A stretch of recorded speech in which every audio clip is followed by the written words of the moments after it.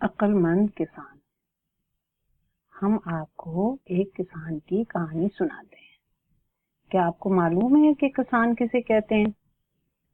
یہ تو آپ سب جانتے ہوں گے کہ اللہ پاک ہمارے لیے کھانے پینے کی ساری چیزیں، چاول، گندم، دالیں اور سارے پھل، سیب، آم، پپیتا وغیرہ زمین سے اگاتے ہیں۔ زمین کو کھودا جاتا ہے اور اس میں بیج ڈالے جاتے ہیں، پھر اللہ تعالیٰ اس میں سے اناج اور پھل اگاتے ہیں۔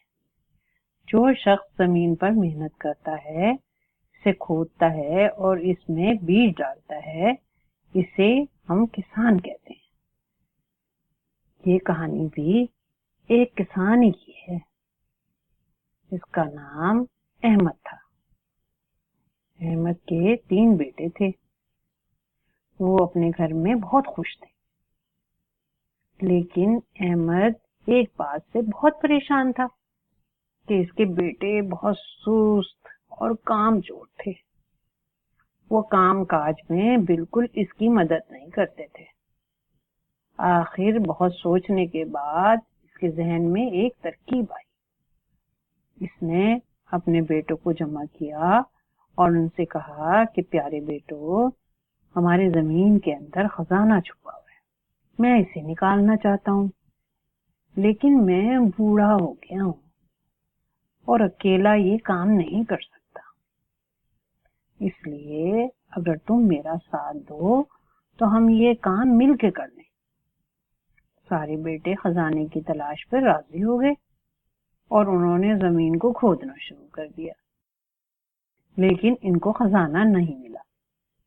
انہیں یہ دیکھ کر بڑا غصہ آیا کہ ان کے والد نے ان سے جھوٹ کہا ہے۔ انہوں نے اپنے والد سے شکایت کی تو ان کے والد نے کہا، میرے پیارے بیٹو، میں جھوٹ کیسے بول سکتا ہوں؟ جھوٹ بولنا تو بہت بری بات اور گندی عادت ہے، اور مسلمان تو کبھی جھوٹ نہیں بولتا۔ میں نے تو تمہیں کہا تھا کہ اس میں خزانہ ہے، تو میرے پیارے بیٹو یہ جھوٹ نہیں بلکہ سچ ہے، لیکن تم جلدی کر رہے ہو اور جلدی کا کام شیطان کا ہوتا ہے۔ تم وہ کرو جو میں تمہیں بتاتا ہوں۔ لو یہ بیج لو اور زمین میں ڈال دو۔ جب سارے بیٹوں نے مل کر بیج ڈال دیے تو کسان نے کہا، آؤ اب وضو کرو اور نماز پڑھ کر اللہ تعالیٰ سے دعا کرو کہ اللہ بارش برسا دے۔ سب نے وضو کیا، نماز پڑھی اور بارش کی دعا کی۔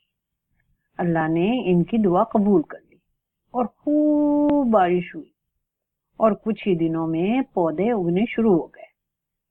کسان نے اپنے بیٹوں سے کہا، دیکھو یہ ہے خزانہ جس کا میں نے تمہیں کہا تھا کہ جب کوئی شخص محنت کرتا ہے تو اس کا پھل اس کو ضرور ملتا ہے۔